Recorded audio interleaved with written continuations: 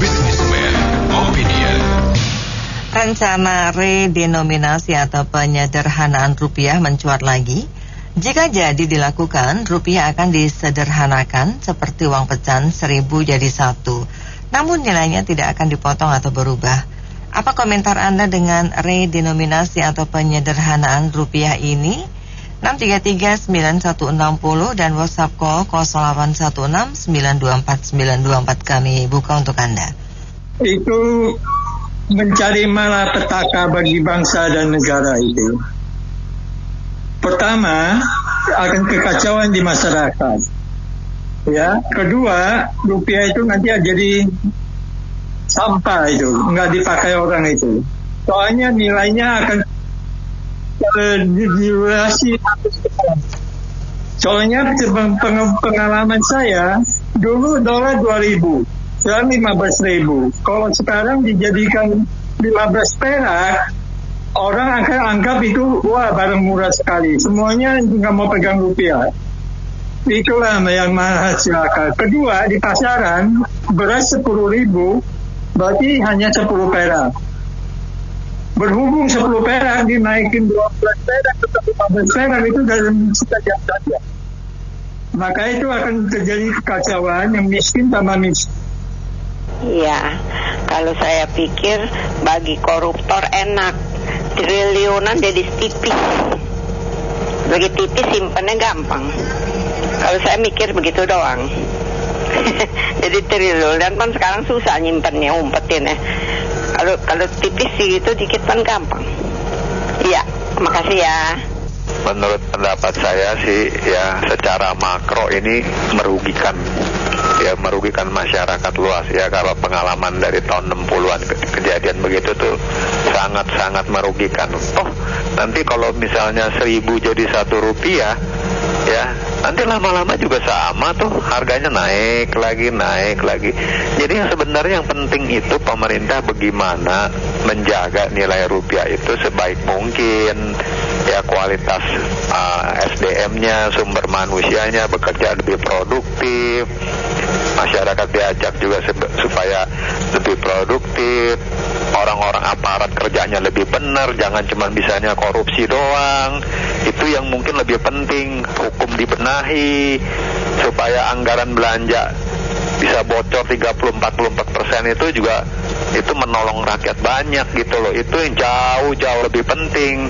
Kita lihat aja sekarang, contoh misalnya kalau kita ke Korea beli mie, satu mie itu satu mangkok bisa berapa ribu won, nggak masalah tuh. Maksudnya nggak dibilang ribuan, 5.000 won atau 10.000 won, nggak jadi masalah. Yang penting nilainya itu benar-benar berlaku yang memang sesuai kemampuan negara itu gitu. Yang penting dikelola dengan baik. Itu korupsi harus dibenahi, hukum dibenahi, jangan hukum cuman membelanya yang punya duit. Orang sudah ngambil uang, pejabat udah ngambil uang rakyat, koruptor udah ngambil uang rakyat, nasabah, uangnya jadi milik negara. Ya mana ada seperti begitu. Nah itu yang mesti dibenahi. Ya jangan yang begini-begini. Yang begini-begini yang untung koruptor. Jadi nanti kalau dia mau korupsi 100 miliar, cuman segepoknya sedikit, tambah enak mereka. Ya, makasih. Ini masalah denominasi ya. Ya sebut aja, contoh aja deh ya, apa yang akan terjadi kalau dirupiahin kayak gitu. Inflasi itu paling bahaya itu negara kita. Dan kedua ya, saya juga agak heran. Padahal pecahan rupiah yang edaran versi baru aja belum setahun sudah diluncurkan. Kok tiba-tiba kenapa pemerintah mau mengkaji lagi soal denominasi? Kan kesannya aneh. Dan hutang luar negeri aja sekarang udah ribuan triliun. Jadi mau gimana hitungnya? Ya lucu dong negara kita ini. Ya saya harap sih jangan seperti kayak negara-negara kayak Venezuela lah. Itu aja saya harap aja deh. Saya menambahkan bahwa bagi masyarakat Indonesia yang kaya, katakanlah ekonomi kita itu GDP-nya berapa belas ribu triliun, maka buat saudara-saudara kita yang memang diberi kelebihan kaya, mereka akan menghedging uangnya ke mata uang dolar atau ke euro. Mereka akan tarik rupiah dari bank, kemudian atau di bank yang sama pun tapi mengkonversinya, menghedgingnya ke US dollar atau ke euro yang dianggap safe haven currencies, atau mereka akan membeli emas. Tetapi bayangkan pensiunan yang terima uang 5 juta tiap bulan, atau bapak ibu yang begitu banyak punya uang 10 juta di tabungannya, tiba-tiba uang di tabungannya di BRI, Mandiri, di BCA 10 juta jadi 10 ribu, 5 juta hilang 3 nolnya jadi 5 ribu. Kan ini juga sama kayak negara mengambil secara intangible ya, secara persepsi aja bahwa kayak, wah, uang saya yang 5 juta tinggal 5 ribu rupiah, kalau tabungan saya 100 juta itu tinggal 100 ribu aja. Nah, oleh karena yang diuntungkan dalam sebuah kebijakan ekonomi, pasti ada pihak yang diuntungkan. Kalau kita merubah mata uang ini dan akhirnya orang rush tarik uang dari bank dan memindahkannya ke US dollar dan ke euro, berarti kan yang diuntungkan bukan bangsa Indonesia. Oleh karena itu, mestinya salah satu fungsi dari keputusan pemerintah adalah memberikan solusi bagi rakyat sebagai pemecah masalah, bukannya malah menciptakan masalah. Dan saya yakin mudah-mudahan Pak Jokowi cukup bijaksana ya. Di ujung kepemimpinan beliau yang tinggal 1 tahun setengah ini, menteri-menteri, dirjen juga paling kerja 1 tahun setengah lagi. Yang pokoknya kita kerja yang substantif, yang memang menjadi akar permasalahan di masyarakat, itu yang disolusi. Jangan malah kita membuat masalah baru. Saya yakin Pak Jokowi cukup bijaksana untuk menganulir. Dan saya yakin juga para anggota DPR, MPR itu cukup cerdas dan cukup punya hati nurani untuk menganulir dan membuang ke tong sampah ide yang bisa membuat chaotic ekonomi domestik kita. Oleh karena itu, narasi redenominasi adalah penyederhanaan rupiah kurang tepat. Redenominasi ini justru bukan penyederhanaan, tapi perumitan mata uang rupiah di negara kita. Banyak rakyat yang akan merasa uangnya di bank itu dicuri karena 1 miliar ya tinggal 1 juta aja tabungan. Terima kasih. Kalau ada gunanya dan itu emang nggak menyengsarakan rakyat, ya bekerja sana ya silakan saja. Cuman kalau dipikir-pikir ya, yang selama ini terjadi ya udah bagus gitu, nggak usah ya nominasi gitu aja deh. Oke, kalau ini sih sebenarnya ini kan sangat praktikal sekali lah. Sekali lagi, siapa yang diuntungkan kalau ada beginian? Ini kan mega project ya kalau kita mau mengganti mata uang. Kalau kita mau ngomong denominasi, sebenarnya sih sekarang itu juga udah terjadi dulu ya di restoran, di mana di toko itu semua nulisnya udah 10K, 20K, 295K, steak dan sebagainya. Jadi sebenarnya itu udah terjadi, cuma sekarang kan kalau kita bicara denomination ini, kenapa tiba-tiba muncul? Ya itu kan, ini kan mega project, artinya kita mesti cetak uang baru kan. Cetak uang baru itu bisa bayangin, itu project kertas papernya, kita pengamannya, plastiknya, ini dan sebagainya. Kemudian yang kedua, juga betul ada beberapa orang berpendapat, oh ini yang memudahkan orang untuk korupsi. Ya betul, karena satu koper uang yang tadinya jumlahnya cuma berapa, sekarang tiba-tiba ini karena tiba-tiba BI bilang oke, kita terbitkan mata uang 100.000. Nah 100.000 ini yang tadinya cuma 100.000 aja, sekarang tiba-tiba itu melonjak tinggi nilainya. Sama seperti di Singapura lah. Singapura punya satu lembar uang 10.000 $10. Dan itu nggak bisa sembarangan didapat. Itu hanya bisa didapatkan dari bank-bank tertentu aja. Jadi kalau kita bawa itu 3 lembar uang Singapura itu atau 10 lembar, itu artinya you bawa di dompet itu 100.000 $10. Nah itu yang salah satu yang keuntungannya kalau kita denominasi kayak gitu untuk para koruptor bawa uangnya itu lebih gampang. Jadi sekali lagi ini ya dari sisi praktikal yang dilihat ya begitu. Ini satu adalah ini mega project. Bayangin seluruh uang di Indonesia yang sekarang yang lama akan diganti sebenarnya dengan uang baru. Berapa banyak ya harus dicetak itu uang? Itu Oh, itu gede banget. Dua ya itu, kalau diciptakan uangnya yang mata uang seperti itu, yang koruptor ya pasti lebih gampang lah bawa uangnya. Memang nih maaf ya, ini yang namanya redenominasi ini sih sangat-sangat tabu lah buat negara ini. Karena apa? Pertama-tama apa yang akan terjadi kalau terjadi seperti ini? Inflasi. Semua pasti bakal nggak bagus ekonomi Indonesia. Kedua, nah ini koruptor ini nih yang enak ini. Jadi bisa sasaran empuk ini buat koruptor ini, buat meringankan hal ini. Dan ketiga ya, jangan harap negara kita ini seperti Venezuela yang sangat-sangat luar biasa dia punya inflasinya. Seperti ibaratnya membeli satu ekor ayam aja tuh sama dengan berapa puluh juta bolivar. Nah ini juga ya harusnya ya kalau untuk pemerintah Indonesia harusnya jangan mengkaji hal-hal yang bukan-bukan. Kalau perlu stabilkan ekonomi. Kalian kan punya pakar-pakar bisa menstabilkan ekonomi. Rakyat juga kan sangat lagi butuh banyak hal lagi. Jadi ya tolonglah, aku harap sih jangan sampai terjadi redenominasi lah negara ini. Kita harus lihat ya, apa sih manfaat redenominasi. Kalau dikatakan tadi intrinsic value-nya tidak dirubah, 1000 menjadi 1, hilang angka 03, kemudian kaitannya dengan devisa asing juga sama, dengan dolar atau dengan mata uang asing lainnya, konversinya sama, nilainya ya, nilai substansinya, maka ini lebih kepada alasan administratif di mana Kementerian Keuangan atau aparatur sipil negara yang berkaitan dengan keuangan males atau merasa terbebani dengan menulis kalau 1 triliun itu 12 nol gitu. Kan lucu sekali kalau sampai hanya masalah mereka yang males. Kalau males ya berhenti kerja, bubarin, ganti sama yang mau kerja. Mereka yang males, kenapa masyarakat yang harus menanggung? Apa yang harus kita tanggung? Pertama, proses phase in, phase out-nya akan membuat sebuah market chaotic tersendiri.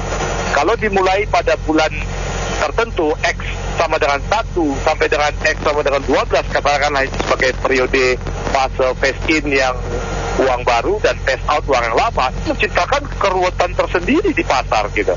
Saya pikir akan confuse juga seorang penjual ketoprak yang selama ini jual 10.000 di Rp10. Kemudian karena menjadi Rp10, dia malah berpikir ya saya naikin aja jadi 12 lah, cuma naik 2 kok. Padahal 2.000 naik dibanding 10.000 itu udah 20%. Disampaikan tadi seperti Bapak sebelumnya, bisa menyebabkan secara psikologis ini memicu inflasi yang kuat. Kedua, membutuhkan biaya sosialisasi, biaya mobilisasi atas phase in, phase out itu hanya untuk, jadi APBN itu berpuas untuk cetak uang baru secara fisik, mensirkulasi dan mensosialisasikannya juga butuh uang APBN hanya untuk mengentertain keinginan orang Departemen Keuangan biar nggak capek kerjanya. Lucu, gajinya udah gede malah bilang capek kerjanya. Di pembukuannya lebih banyak nol, banyak nol ya. Ya kalau mata uang kita seperti ini, yang dibutuhkan rakyat benar ya, bahwa yang dibutuhkan rakyat itu real daya beli, bukan financial engineering, forging the number. Jadi bukan 10.000 jadi 1, tapi telur sekilo dari 30.000 jadi 17.000, gula sekilo dari 16.000 jadi 12.000. Itu yang dibutuhkan rakyat, bukan denominasi. Ini benar-benar mungkin kalau ini pakai konsultan ya, departemen pemerintah ini pakai konsultan. Ini konsultan yang mabok di kedai kopi terus besoknya presentasi dengan gaya untuk menyampaikan, meyakinkan kita ke denominasi gitu. Jadi harusnya dilawan oleh masyarakat. Terima kasih. Intinya itu adalah ini sudah seperti thundering, dipotong. Kenapa? Karena secara halus itu kalau misalnya barang dijual 12.000 ya, jadi 1,2 koma-komanya itu gimana coba? Apakah mau menghasilkan begitu banyak pecahan? Ya kan? Nah, yang kedua adalah ketika barang dinaikin seperti tadi udah dikasih contoh, kalau misalnya dinaikin 1,1000 jadi 1,2 itu udah 20% ya. Nah, ini menyebabkan inflasi yang hyperinflasi. Jadi sudah seperti Sunring. Kalau kita rakyat yang menanggung, bukan karena kondisi perekonomian Indonesia, ya. Jadi intinya itu semua, ya, akar permasalahan dari perekonomian Indonesia ini adalah korupsi. Itu saja, korupsi yang membuat perekonomian Indonesia ini hari ini nilai tukar sampai jebol 15.000. Itu kenapa? Karena hukum, ya, undang-undang untuk pembuktian terbalik belum ada. Itu saja, jangan dikutak-katik sampai rakyat dibolak-balik seolah-olah seperti Sunring, seperti redenominasi itu adalah Sunring. Ya, makasih. Iya, saya setuju dengan bapak-bapak yang terdahulu ya. Terus saya tambahkan lagi, menurut saya juga nggak perlu ya redenominasi ini. Kenapa? Karena inflasi kita juga terkendali gitu ya. Kalau cuman gara-gara nol di belakang, sulit untuk nulis atau sulit untuk menghitung, kenapa kita tidak berpikir lagi pencetakan uang biaya, maksud saya biaya yang harus di-cover untuk redenominasi ini, di mana negara harus ngeluarin biaya cetak uang baru, terus sistem baru, terus perusahaan swasta pun juga harus ikut menanggung biaya-biaya tersebut. Saya kira ekonomi Indonesia saat ini dan inflasinya itu masih baik-baik saja ya. Jadi menurut saya kayaknya nggak perlu deh diutak-atik. Nanti jadinya jadi Sunring lagi, bukan redenominasi nanti. Makasih. Aduh, kita mesti ini infrastrukturnya mesti bagus. Maksudnya nanti ada uang kecil-kecilnya itu loh. Misalnya 1,2 2000 berapa gitu, ada komanya kan. Itu sen-sennya itu loh yang mesti bikin. Mungkin kalau digital sih nggak masalah ya, kalau digital ya. Tapi kalau untuk kertas ini, aduh biaya lagi nih. Ya kan biaya. Aduh, terus kemudian sebenarnya bagus. Saya pikir bagus ya, misalnya di 1000 jadi 1 itu. Dulu saya pernah cita-cita jadi jutawan. Saya udah jutawan sekarang, tapi ternyata memang miliarder atau triliuner ya. Jadi, tapi nah ini dia juga nih, saya ada cium-cium bau-bau lah korupsi lah ya. Untuk orang yang korupsi sih ada bagusnya juga nih, bawanya nggak gede-gede nanti ya, di tasnya ya gede-gede, nggak banyak jadi uangnya. Redenominasi ini saya setuju. Kenapa? Karena pencatatan di pembukuan, di accounting, di sistem keuangan kita, 3.0 ini sebenarnya udah sangat merepotkan. Itu pertama.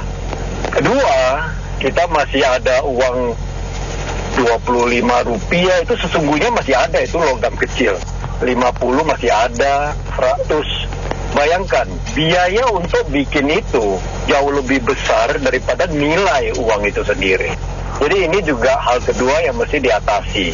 Nah, ketiga, tentu negara kita yang semakin bertumbuh, semakin berkembang, posisi negara kita juga harus semakin baik di mata internasional. Dengan menghilangkan 3.0 ini bukan Sunring. Ini adalah redenominasi. Yang menjadi PR oleh Menteri Keuangan dan pemerintah, bagaimana mengatur perubahannya itu secara bertahap, sehingga yang sangat dikhawatirkan yaitu inflasi. Karena sifat orang itu pada dasarnya, waktu dia pegang uang 50.000, nantinya akan menjadi 50 rupiah, kesannya sepertinya murah. Dia akan belanja lebih banyak, yang dikhawatirkan, sehingga banyak orang berpikir akan inflasi. Tetapi saya yakin pelaksanaannya itu nanti tentu akan bertahap. Akan ada dua mata uang yang sebenarnya nilainya sama, tulisnya berbeda. Jadi ini tentu baik juga buat negara kita di mata internasional. Saya pernah ke Myanmar, begitu tiba di sana, saya bawa dolar, saya tukar di sana. Itu segepok juga uangnya. Tentu saya berharap orang dari negara yang maju ke Indonesia jangan sampai begitu, tukar uang kita itu gede-gede banget. Sepertinya mereka merasa ini duitnya udah gede banget sebenarnya, tetapi di sini belanjanya itu ya ilah, sekarang 50.000 cuma dapat apa sih? Tapi nolnya banyak sekali. Jadi ini meningkatkan pride bangsa kita. Saya kira ini baik. Hanya kuncinya satu, memang di dalam pelaksanaannya. Hati-hati sekali. Dan saya nggak tahu apakah tahun politik tahun depan ini layak nggak waktunya. Pilih momentum yang lebih tepat lah. Tetapi pada dasarnya saya pikir ini hal yang baik untuk negara kita. Saran saya, itu uang yang sekarang beredar jangan buru-buru ditarik. Jadi dikeluarkan yang baru terbatas. Jadi semacam antik itu yang baru itu. Oh nilainya kan sama, lama-lama artinya terbatas tapi dilayani gitu ya. Jangan ditarik yang lama oleh pemerintah Indonesia. Kalau ditarik orang shock. Ini uang jadi nggak laku nih gitu. Dia beliin barang dah banyak-banyak, dia borong dah. Gitu. Jadi semua itu sugesti sih ya. Itu penting. Penting itu sugesti. Orang punya feeling, orang punya perasaan, jangan sampai terganggu itu. Begitu aja, nggak panjang lebar saya. Kalau menurut saya tidak ada gunanya di demonetisasi ya. Itu ke Rp1 itu hanya uangnya berubah, tapi ongkos yang harus di cover seluruh Indonesia itu jadi meningkat. Ya, sistem perbankan harus melakukan penginian data lagi. Tadinya data nasabah punya uang 1 juta jadi tinggal Rp1.000 atau jadi berapa itu seluruh Indonesia bukan hanya bank, termasuk nanti kantor-kantor itu kan punya software accounting segala macam, itu harus berubah semua. Ongkosnya terlalu besar. Itu yang dari saya. Wah, berarti ide bagus dong. Tapi taraf hidup aja ditingkatkan nggak? Benar nggak? Berarti kalau nilai makin kecil, orang korupsi makin gede dong. Dikit-dikit kan korupsi yang gede lagi tuh. Kalau Indonesia tahu sendiri kan nggak boleh korupsinya. Sebenarnya saya punya pandangan sih nggak perlu gitu. Yang penting taraf hidup rakyat. Ya kan, gimana setidak-tidak kita bisa setingkat sama Malaysia. Kalau Singapura sih jangan banding deh, memang dia hebat. Kalau nggak sama meningkatkan taraf hidup ya sama ya bodoh, bohong, nggak ada gunanya. Jadi gini, ini sebenarnya isu gengsi doang ya, masalah gengsi aja. Karena kita kan jumlah nominalnya gede sekali ya, mau dikonotasikan seperti Mozambik atau apalah negara terbelakang gitu ya. Sebenarnya nggak begitu esensial juga, itu tadi masalah gengsi ya. Kalau masalah esensinya apa? Cuma supaya kita mendekati seperti negara yang sudah maju ya, mata uangnya kuat gitu ya. Sebenarnya yang utama adalah industri kita dikuatkan. Kalau udah gitu, uang kita akan kuat. Kita lihat yen Jepang juga kecil kan, won Korea juga kecil, tapi negaranya maju. Ya, tapi dilakukan kalau ekonomi sudah stabil ya, rakyat sudah sejahtera. Karena awal peralihan ini akan banyak timbul kebingungan. Nggak ada masalah. Jadi kedua sisi aset dan liabilities dikurangi 0,3, nggak ada yang dirugikan dan diuntungkan. Semuanya sama. Cuma mesti cetak uang baru lagi gitu ya, segala macam. Buat apa? Ya nantilah, menurut saya ya. Terima kasih. Ini proyek-proyek lagi, harus dipikirkan rakyat bagaimana nanti korupsinya makin tinggi lagi ya kan. Tadi Bapak pokoknya terdahulu itu sudah bagus semuanya. Kembali lagi kita bilang, nggak usah kita bergaya-gaya, kesejahteraan rakyat diperhatikan dulu lah. Mau besar mau kecil tetap saja nilainya kita, rakyat tetap kayak begini. Proyek lagi kan kayak begini, nanti mesin cetak uangnya di proyek lagi, ya kan? Jadi kembali lagi dibilang harga pada naik lagi, kondisi kita perekonomian kita kayak begini, rakyat sudah mencekik ini, sudah pengen mati juga rakyat yang di bawah sama sekali. Jadi janganlah, udah mau besar mau kecil uang kita itu kita nikmatin saja lah bersama lah. Mereka yang masih digaji rakyat masih senang, nggak susah mereka, masih tetap dapat mereka itu, tidak kurang sepeser pun. Kita rakyat jelata ini, kita mesti mengais, tapi kita masih tetap harus bayar pajak buat mereka.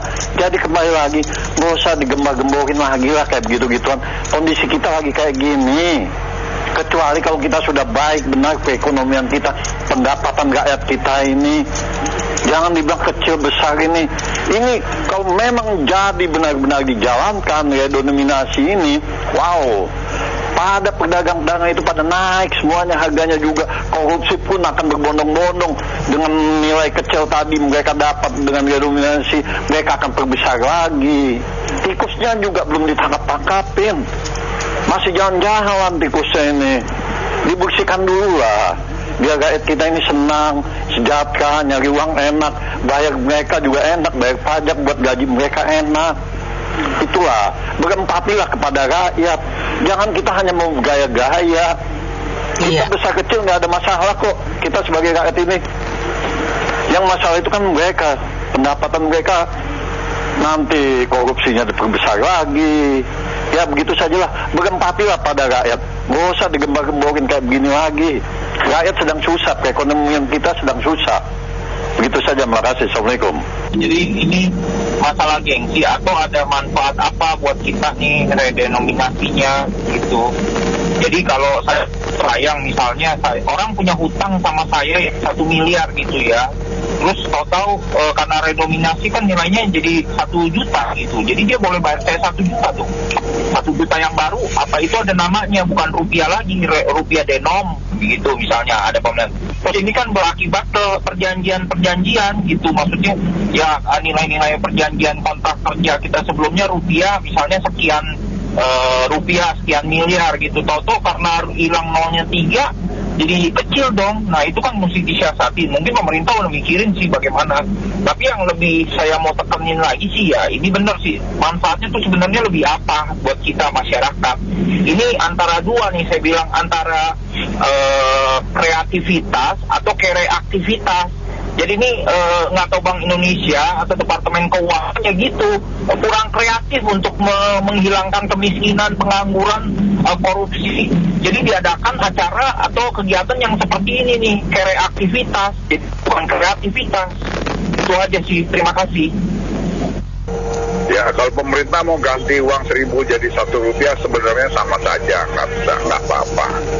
Kalau mau enak itu cetak uang barunya tuh yang 1.000 nolnya dihilangin, di overlapping gitu. Jadi yang 1.000 masih laku, yang 1 rupiah masih laku.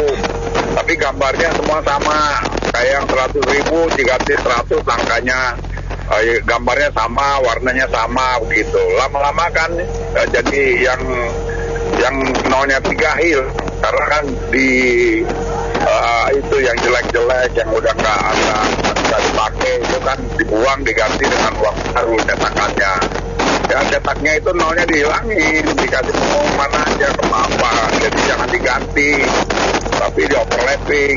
Lama-lama yang ada nolnya 3 habis. Soal administrasi atau kontrak apa kan cuma tinggal revisi aja, udah hilangin 3 nolnya sama. Saya mau bertanya ini